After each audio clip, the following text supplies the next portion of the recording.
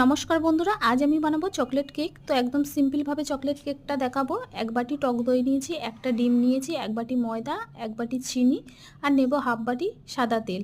সব কিছু আমি মিক্সিতে 2 মিনিট ঘুরিয়ে নেব, নিয়ে একটা বাটির মধ্যে ঢেলে নেব। এখন আমি আধ বাটি কোকো পাউডার দিয়ে সব কিছু একসাথে মিশিয়ে নেব। আর এখানে দেবো 1 চামচ ভ্যানিলা এসেন্স। তো ভ্যানিলা এসেন্সটা দিয়ে আমি মেখে নিয়েছি, ব্যাটারটা ঠিক এরকম ঘনত্বটা রেখেছি। এখন আমি 1 চামচ দেবো বেকিং পাউডার আর হাফ চামচ বেকিং সোডা। সব কিছু মিশিয়ে নিয়ে একটা বাটির মধ্যে ব্যাটারটা ঢেলে নেবো।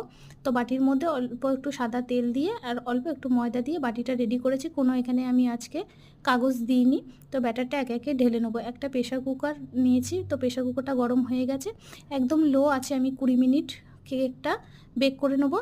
তো দেখো 20 মিনিট পর আমি এইরকমভাবে চেক করে নিলাম। তারপর আরও 15 মিনিট রাখবো ঢাকা দিয়ে। 15 মিনিট পর দেখো কেক আমার একদম রেডি, চকলেট কেক। তো ভালো লাগলে লাইক, কমেন্ট, শেয়ার ও সাবস্ক্রাইব করে